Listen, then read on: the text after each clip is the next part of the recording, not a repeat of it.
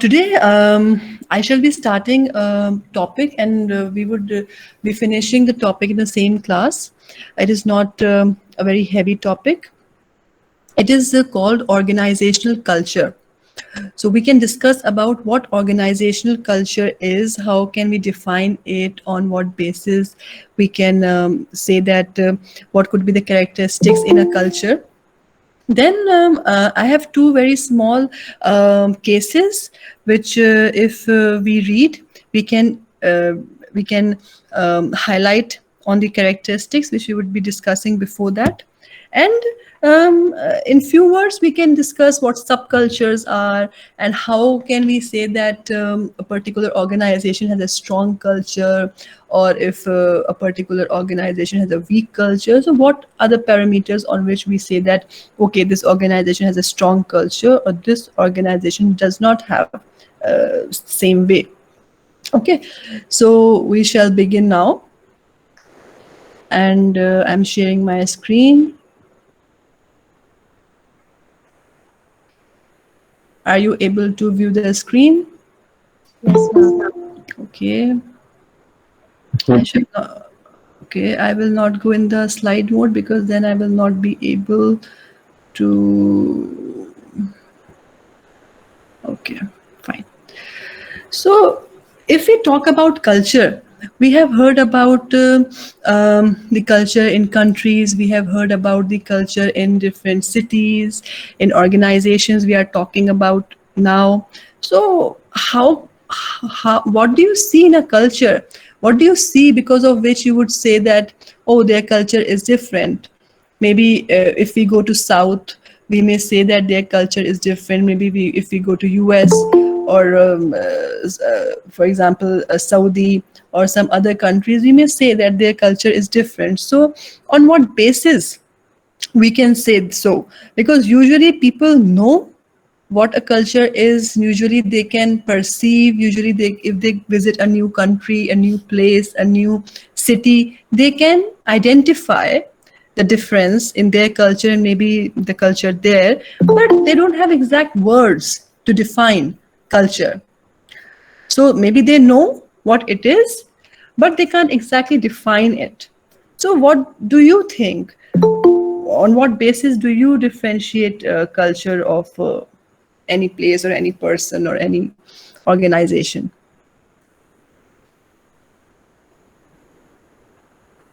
On basis of their social norms, Okay, good. or how is their behavior Okay, and how they treat others around them. That okay, is how we speak the culture. Ma'am, their beliefs, their ideas, and how they reflect the society in their minds. okay, okay. Very good. Anybody else would like to try? Add anything to what your friends just said?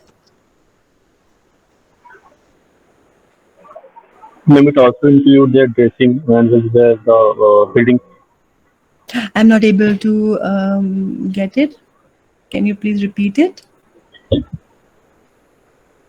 Ma'am, it, al- Of Ma'am, it course. may also include like what kind of dressing Oh, they prefer, yes. as well as what sort of structure the building that they live in. Definitely, definitely. That is true. Okay. So can we say that if we gather any countries or any organizations or any persons, maybe values, or you just said the perception and other words which your friends mentioned. Usman, what did you say? I said, What dressing yes, sense? yes, ma'am. I say the way the people believe and think collectively. Belief. Correct, correct. So if we try to gather their values, their perception, their habits, then can we say that this all together forms the culture? Yes, ma'am. Right? Ma'am, actually, culture is a very vast scenario. Right, It's not right, like right. बिल्कुल. yes, ma'am. देखिए, what you were saying about how they dress up. So this is little we are narrowing down. But when we talk about their perception, when we talk about their values, their thinking, then it is reflected in their dressing sense as well, right? So it is definitely a vast topic. That is why I have written that people cannot exactly define it, but they know what it is and how how they are going to perceive it when they are actually facing a new culture. But still, if we try to gather some terms, we can say that it is collection of values, the perceptions, the practices, and also sometimes expectations. Because when we, for example, when we visit South, you might have heard that maybe people are very helpful there, people are very maybe they are very honest. That is what I have heard about them. It's not that people here are not honest, but there it is talked about the majority there. And please correct me if you don't agree with me at any point. That is not an issue at all. So in that sense, if we gather all those values which they hold, the expectations which they have maybe from others, or what maybe we have from them, and the practices which they are following, maybe it could be related to festivals, it could be related to how they behave with others, or the different practices in offices as well. Since we are talking about organizational culture, it might be different here, it might be different there, because in next few slides we would be also coming through the geographical scenarios due to which cultures vary. So together these things make the actions of people. They are responsible for how the people are acting, how they are behaving. So people in organization, if we talk about, they are team members, they are employees, they are staff members. So we can say that that is how we can understand how the culture of the particular organization is, depending upon their values, their behavior, their practices, due to which they are acting in a certain manner in which they are acting. Okay. And of course, like the second point I have written, that it refers to a system of shared meaning held by members that distinguishes the organization from the other.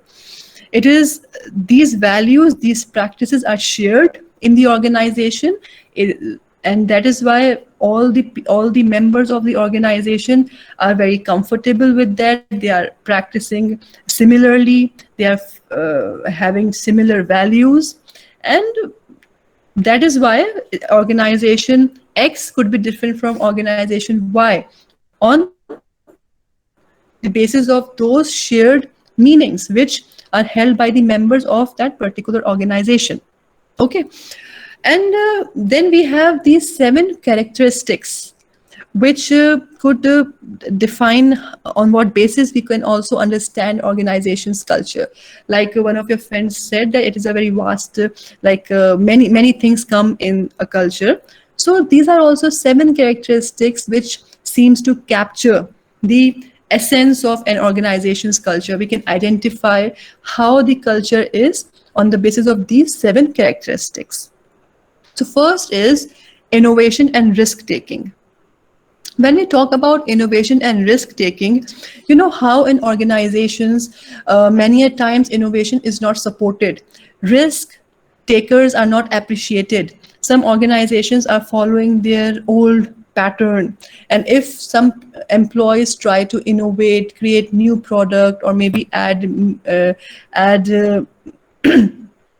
feature in a product, and if an employee is willing to take risk, maybe he knows that it might work, it might not work, risk is involved. So many organizations do not support it, but many organizations do. So the organization's culture could be identified on the basis of this characteristic as well, that is innovation and risk taking.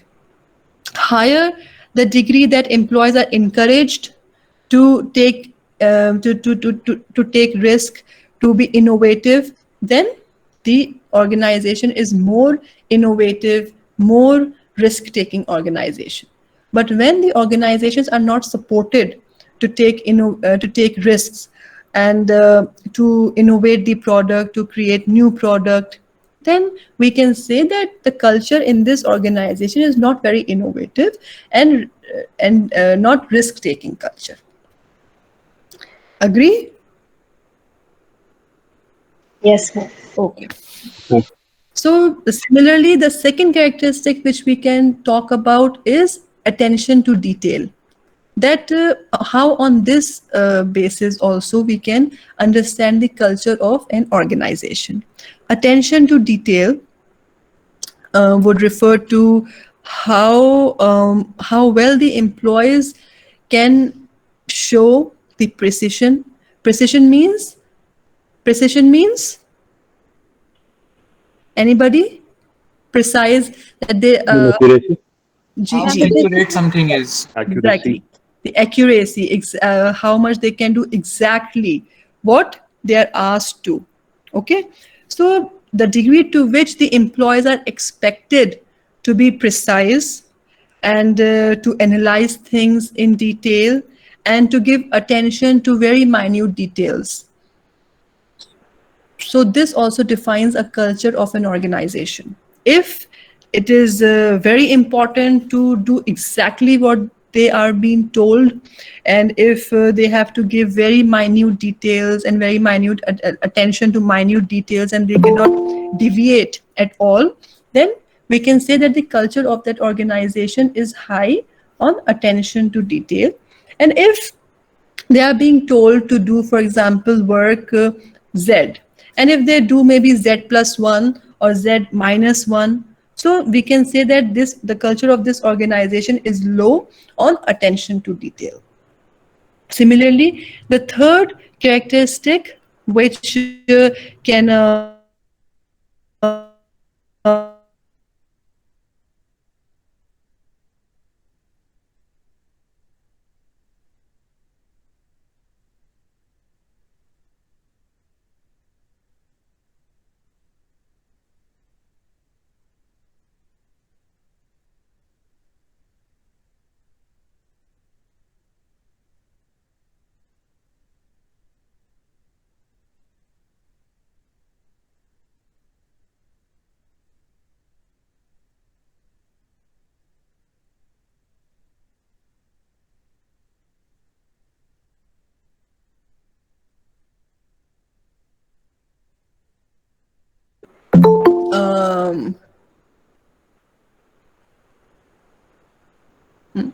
a better way to maybe produce the same output, but they do not do that. So this is something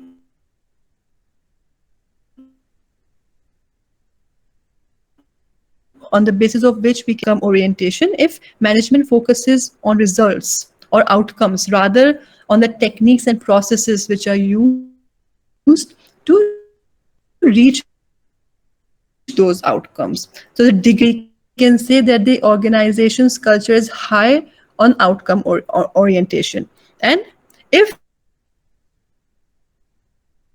if they not only care on results and outcomes, but they also care on updation of techniques, maybe updation of processes, and the supply chain method, everything, then we can say that they are low on outcome orientation.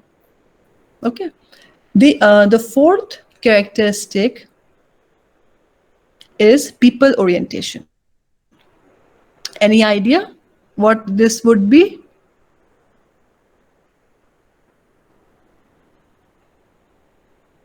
Any guess? Ma'am, about behavior of the people. People are, of course, involved here. So this is Ma'am, it involves the high level of management. For example, mostly we can say that this company attained the Western culture and this company attained the Indian culture. So is it related to that? it is more related to what Kanishka you answered just now. Yes, ma'am. Yeah. It is more related, Usman, to what Kanishka just said, that on the behavior of people, but there's an aspect to it that the behavior of people after the outcome. So people orientation is something, for example, if the management decides to take into consideration what would be the effect of a particular outcome or a particular result on people within the organization, then the organization is high on people orientation. But if they don't care that, okay, if this will be the outcome, we don't care how people would think, what would be the effect on people within the organization, so then we can say that a particular organization is low on people orientation. They do not worry about how their people would think, maybe how those people would behave after a particular outcome. And those outcome could be anything, like maybe a new policy, or maybe a change in the organization, or maybe anything. For example, if there are one organization takes over another organization. So in that sense, when the management decisions take into consideration how the outcome would affect the people within the organization, then we say that the organization is high on people orientation. But if they do not care much about how people would behave, how people would think, if they take a decision S or T, so we can say that a particular organization is low on people orientation. Okay. Then we have team orientation. This is also very interesting. Team orientation, that we can say the degree to which the work activities are designed in such a way that they are meant for teams to perform and not individuals to perform. Then we say it is team oriented organization, because they are purposely defining their work, they are purposely designing their work activities in such a way that it could be fulfilled by teams only and not individuals. So they encourage people to work in teams so that they may know each other better. They may be a better output if everybody's ideas come into play, and a team is more effective. Maybe if there's a project, so individual may not be able to work that fast or that effectively if the same individual could work with team members.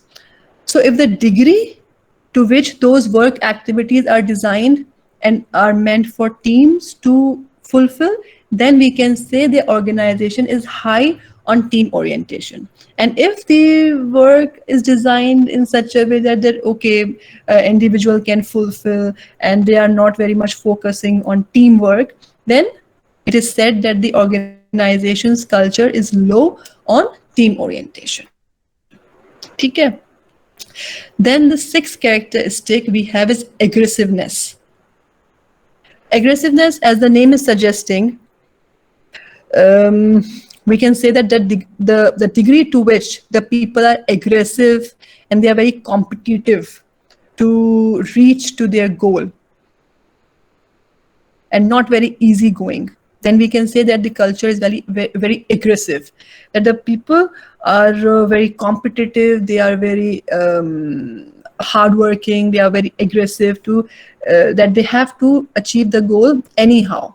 But if some members of the organization, in any organization, the management or the employees are easygoing, maybe they don't worry much about the deadline, or they are okay if the goal is not met or half of it is met, then we say that that organization is low on this characteristic, aggressiveness. And the last is stability. As the name is suggesting, again, if an organization is emphasizing on maintaining the stability, to remain as it is, as for example, if something is going on in organization, for example, there's a profit in an organization, if the organization is trying to maintain that, then we can say that they are high on stability. Status quo, status quo, a constant state where there is no change. That is stability in an organization, when there's a status quo. And when there is some deviation, that status quo, that constant phase is disturbed, and another status quo is created, which could be again disturbed by another forces. So this is how status quo changes. But organizational activities which emphasizes on maintaining the status quo, they say that they are high on stability. And and organizations which are not, which are okay if that status quo is affected, is disturbed by some deviation, by some change, and again a new status quo is created, then we say that those organizations are more going towards growth, because they are accepting change, they are ready to disturb their status quo, their stability, and unless they disturb their stability and take risk and deviate from their current procedure to maybe new, they may not be going towards growth. Okay. So are these 7 points clear? Anything you want to add? Any input from any of you?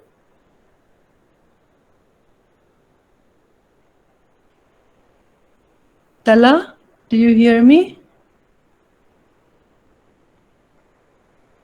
Umama?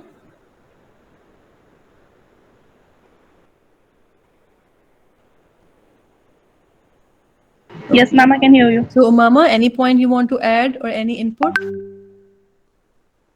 Are we okay till here? Yes, ma'am. Okay. Thank you. So now this is a small case, very small case of organization A and then of organization B.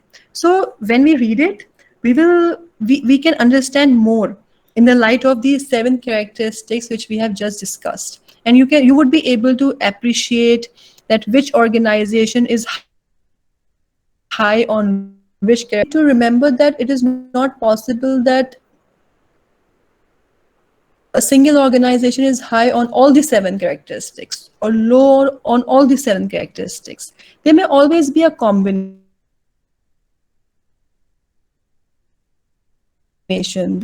that may be high on aggressiveness, but maybe low on maybe outcome orientation or attention to detail, right?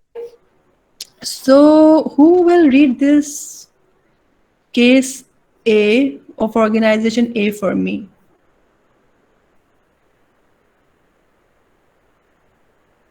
Anybody who would like to volunteer, or I may request somebody? And I can. Okay, Kanishka. You may please read for the case for organization A, then we may request another friend of yours to read for organization B. Okay, please start. Managers are expected to fully document all decisions, and good managers are those who can provide detailed data to support their recommendations. Creative decisions that incur significant change or risk are not encouraged, because managers of failed projects are openly criticized and penalized. Managers try not to implement ideas that deviate much from the status quo. There are extensive rules and regulations in this firm that employees are required to follow. Managers supervise employees closely to ensure there are no deviations. Management is concerned with high productivity, regardless of the impact on employee morale or turnover. Work activities are designed around individuals. There are distinct departments and lines of authority, and employees are expected to minimize formal contact with other employees outside their functional area or line of command. Performance evaluation and rewards emphasize individual effort, although seniority tends to be the primary factor in the determination of pay raises and promotion. Okay. So what do we understand from this caselet?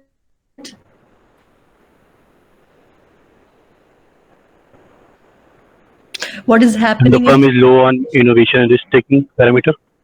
G? Who is this?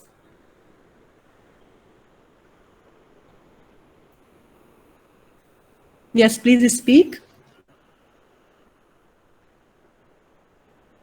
Ma'am, I was saying, am I audible, ma'am? Yes, Vikas, I now hear you. Yes, please tell me. When I was saying that, ma'am, while reading, I assume that the organization is low on innovation and risk taking parameter. The first parameter that was told in organization culture. That was my comment. And also, why? Because even if people want to take some risk, even if people have some ideas of innovation, they are not encouraged. And how it is so visible? Because people maybe who are not able to fulfill the projects, or maybe they took risk and they were not able to fulfill those who were openly criticized and those were openly penalized.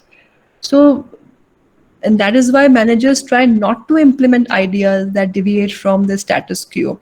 Like I just mentioned in the previous slide, stability is stability, but unless it is disturbed, unless we deviate much from the status quo, it will not create any waves, or it will not create any repercussion, and hence there will be no growth. So in this organization, they are not working towards growth because the status quo is not disturbed. Any other input? Ma'am, there is no team orientation in this organization. Right? Because in the last paragraph, they say that work activities are designed around individuals. They don't encourage, they don't very much like if people are communicating with each other, and people from distinct departments or line of authorities are meeting each other, and even formally. Because in teams, what happens that maybe teams from, there could be team members from different departments. There could be one from marketing department, one from HR and operations. Then only they can design the product and plan about their marketing. Even if it is from the same department, it may happen that they are not from the same line of authority. So they are discouraging people from different departments and different lines of authority to work together. So their activity is designed more for individuals. That's a very good observation. More in the second paragraph.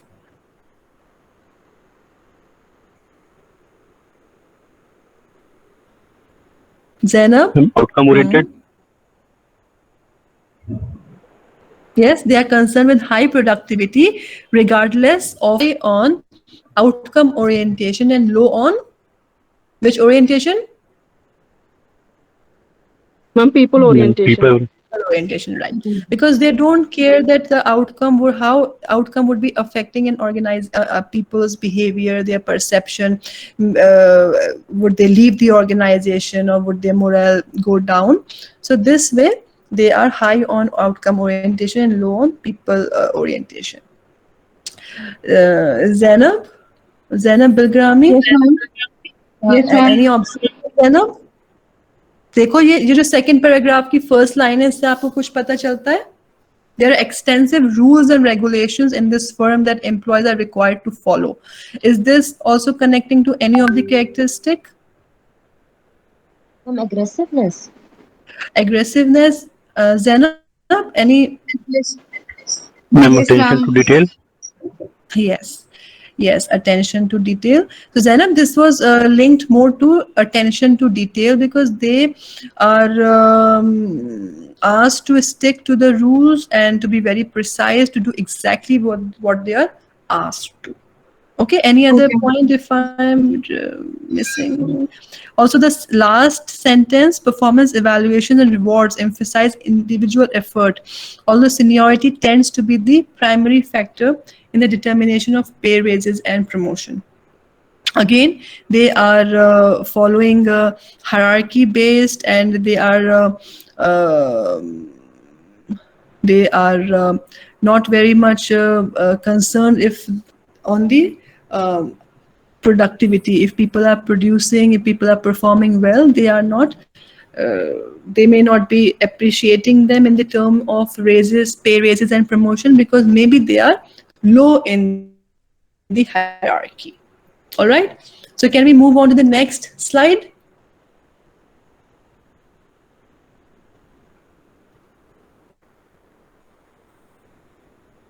All right, so we are going to the next case, and who can please read this for all of us?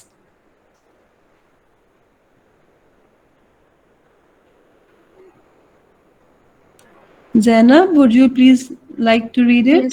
Yes, ma'am. I can't see the slide. No, Yes, I ma'am. was now you can see. Yes, please Management start. encourages and rewards risk taking and change. Decisions based on intuition are valued as much as those that are well rationalized. Management prides itself on its history of experimenting with new technologies and its success in regularly introducing innovative products. Managers or employees who have a good idea are encouraged to run with it, and failures are treated as learning experiences. The company prides itself on being market driven and rapidly responsive to the changing needs of its customers. There are few rules and regulations for employees to follow, and supervision is loose because management believes that its employees are hardworking and trustworthy. Management is concerned with high productivity but believes that this comes through treating its people right. The company is proud of its reputation as being a good place to work. Job activities are designed around work teams, and team members are encouraged to interact with people across functions and authority levels. Employees talk positively about the competition between teams. Individuals and teams have goals, and bonuses are based on achievement of these outcomes. Employees are given considerable autonomy in choosing the means by which goals are attained. Thank you, Zainab. So, can we please discuss this case now? How it is different from organization A, and on what parameters do you think that the culture of this organization is high, and how would you identify the culture of organization B as? Ma'am, the organization B is high on innovation and risk taking as compared to organization A. Right? Who said Afra. so? Afra. Okay, okay. Yes, you are correct, Afra. That's right. Ma'am, it is also people oriented and team oriented. That's right. It is more people oriented also and team oriented also. Yes. Misam, are you there? Yes, ma'am, I'm there. Misam, would you please like to add some input? Yes, ma'am. I think organization B, there is more sort of a risk because decisions are based on intuitions, Correct. so they are valued here. Correct. So in comparison to organization A. Correct. And even if people fail in fulfilling the projects, even if they have failed projects, then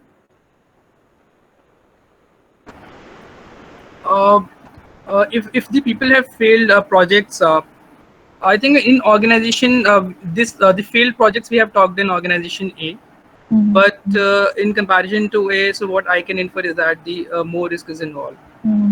like it is written that, and failures are treated as learning experiences. So they treat those as learning experiences, learning curves, even if they are not able to fulfill those goals or fulfill that project. And if, for example, if a project is not a success, then they are not at least penalized or criticized publicly. They are still valued. That okay, maybe they had the courage to try it. They make organization as like the people can treat it as a lab where they can do experiments.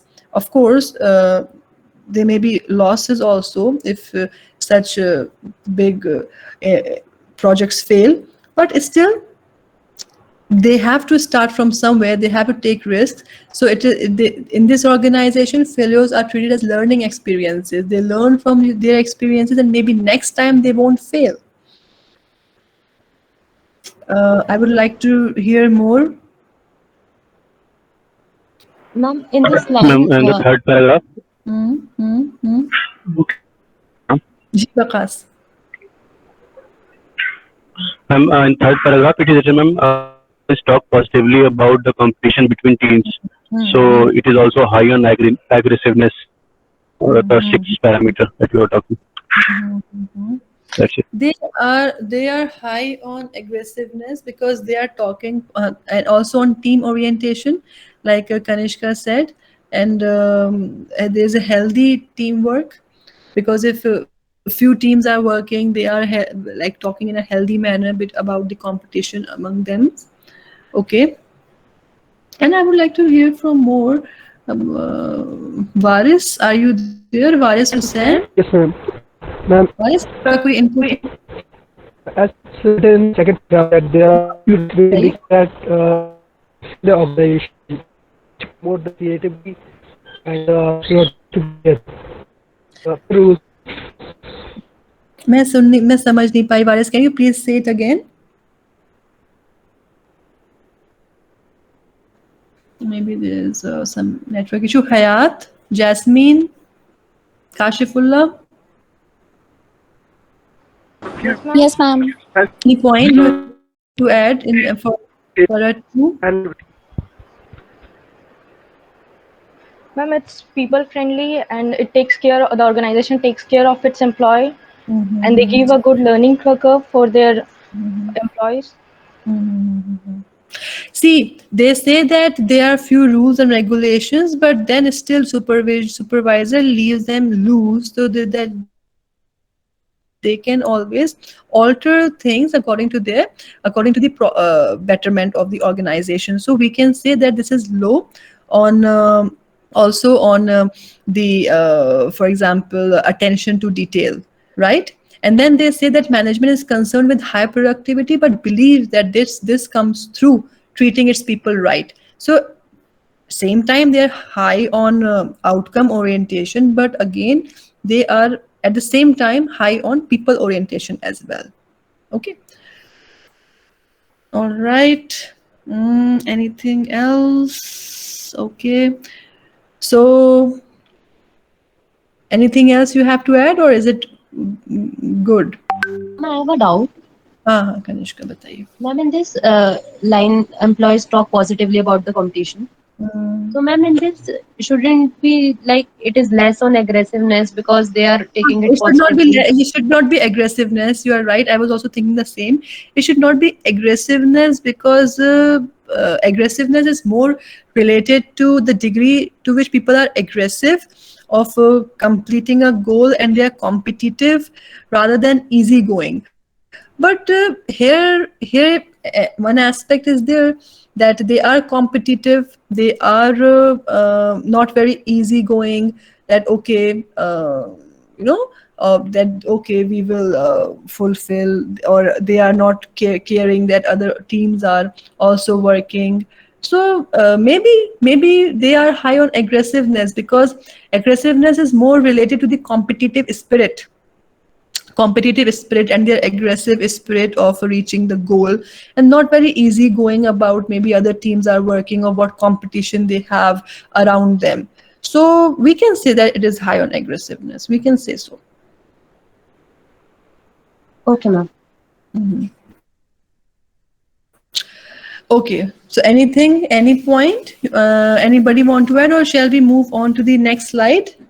Ma'am, can we consider this? Can we consider here that the organization is giving loose management, which will help the people to be more creative and take their more contribute more towards the organization innovation.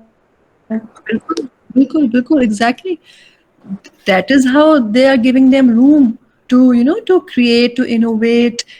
There are few rules and regulations which employees have to follow, but the supervision is loose.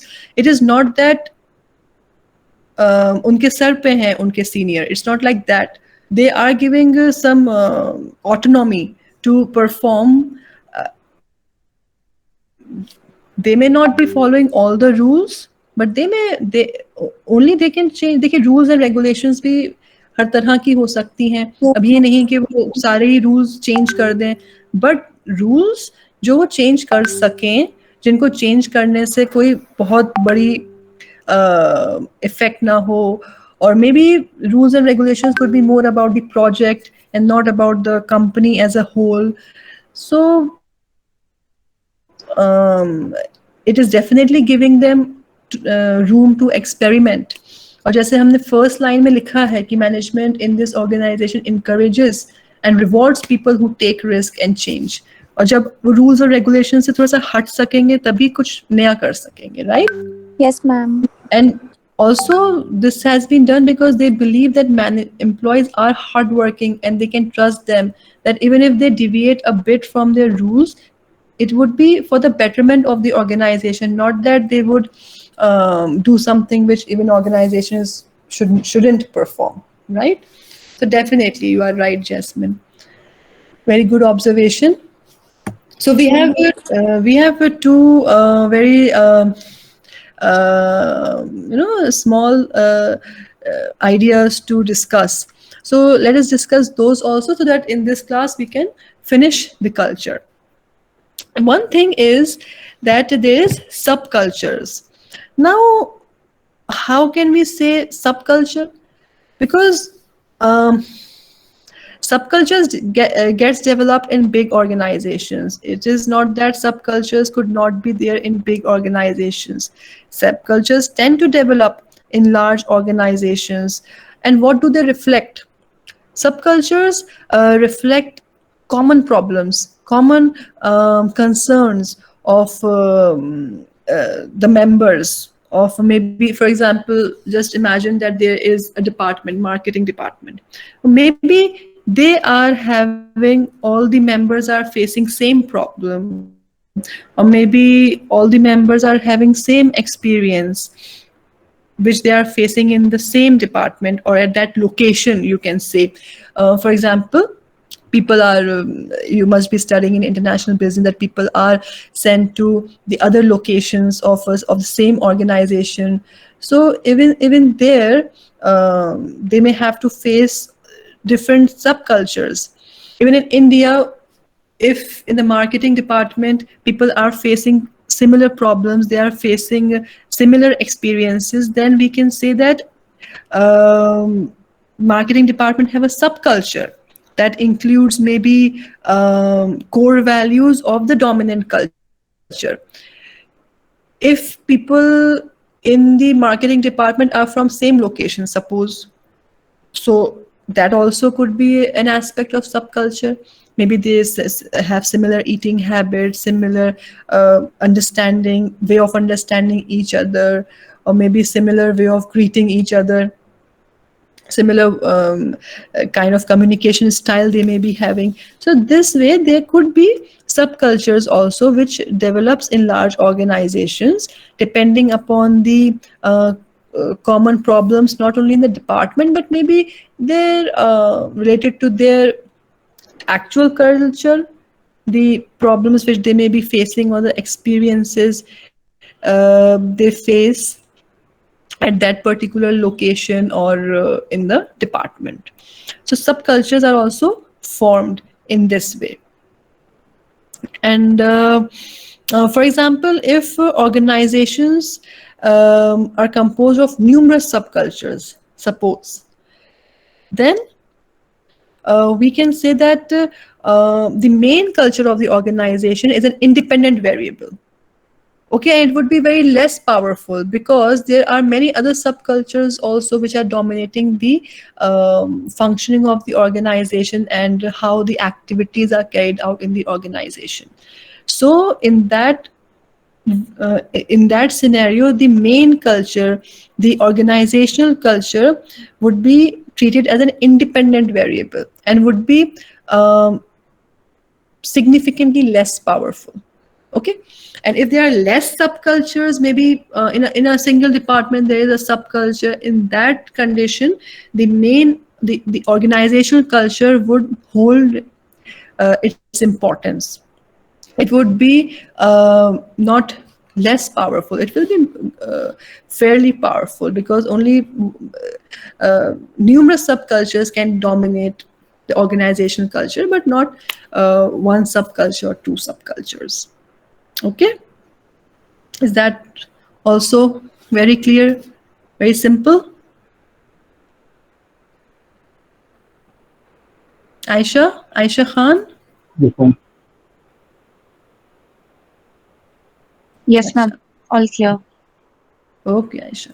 So now we have the last slide of now we have the last slide where we can discuss about strong versus weak cultures. We can say strong versus weak cultures. Now, how can we say this? On what parameter can we say that a particular organization is a strong culture? We discussed the parameters, of course, just now, and we also discussed 2 case studies. But still, if you could come up with.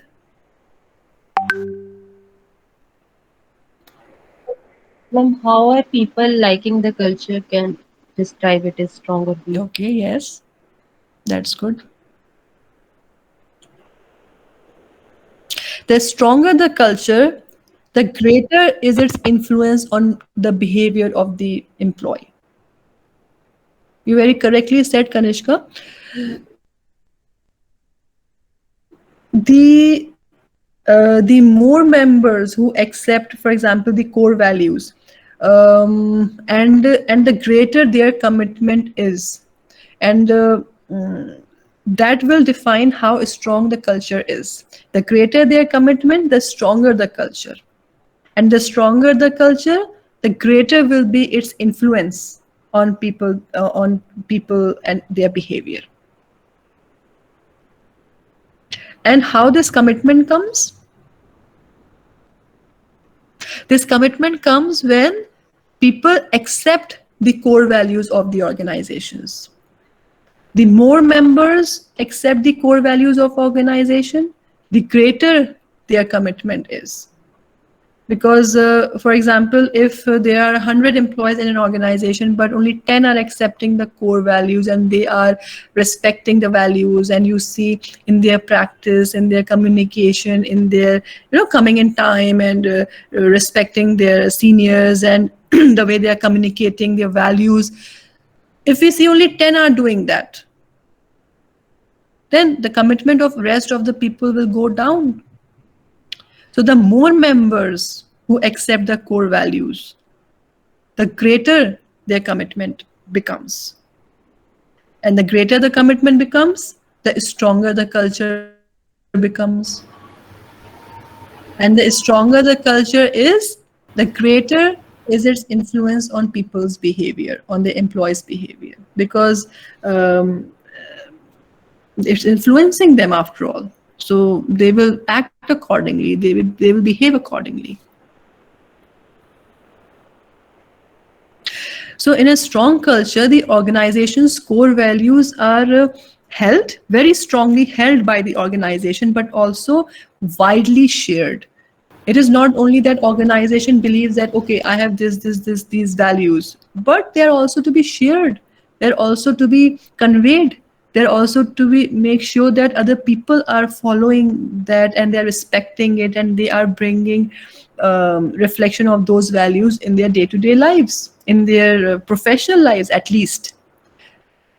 Also, when there's a strong culture, it should reduce employee turnover.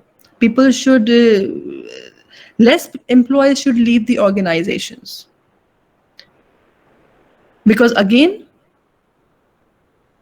when a strong culture is there, why would they leave the organization? Because strong culture shows that they all are agreeing about what the organization is representing. Then why would they leave the organization? They would be happy about it if they are agreeing with it, if they are agreeing to it. And when there is such unanimity among the people of the organization, among the members of organization, it loyalty, and it strengthens the organizational commitment, the commitment of the members towards the organization. And if these qualities are low, then employees are more. It is possible that they may leave the organization. Okay, so if they are high on cohesiveness, they're high on loyalty, it all comes from they all agreeing to the core values of the organization. The unanimity brings cohesiveness, loyalty, organizational commitment. And when these qualities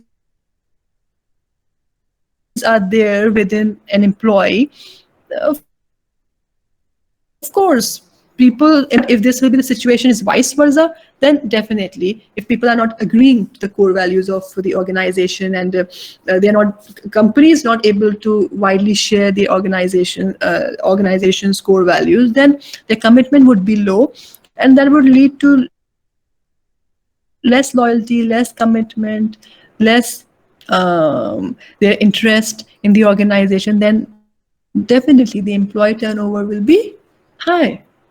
Okay. So this is what basically is strong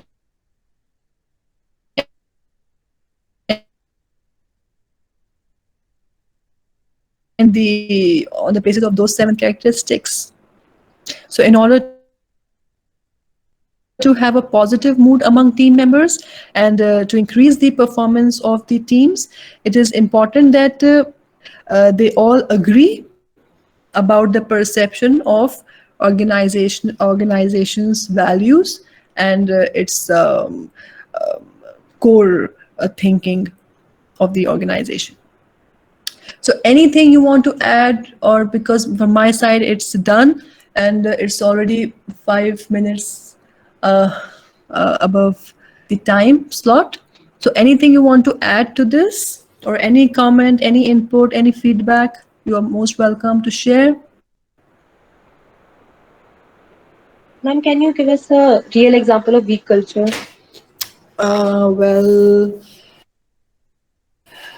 it could be an organization, of course, and I could definitely think of something.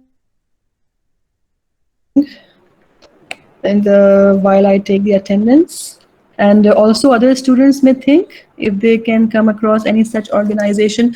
You see in क्या कहूँ अब मैं वही इतना सोच के बोलना पड़ता है कुछ politically correct incorrect ना हो जाए. So let me think of other example which is coming other than what is coming into my mind. Ma'am, I think individualism is an example of a weak culture. So whereby an individual does not want to participate in a group. Right, definitely, that's good. Other than taking anybody's name or taking any organization's name, we can definitely say that any organization where we see that individualism is given more importance than the group or the teams, that could be a weak culture. But still, if we talk about organizations, I'll definitely try to find 1 or 2 names where the organizations have failed and not able to convey their culture, their core values, or at the beginning not able to build those values at all, which could be further widely shared among the employees. I will definitely think of 1 or 2 examples. Okay, ma'am. Okay, all right then. I hope this is good for today. Any comment, any input you want to add, you may always WhatsApp me. All right, thank you. Thank you, ma'am. Thank you, ma'am. Thank you, ma'am. Thank you, ma'am. Thank you. Thank you, ma'am.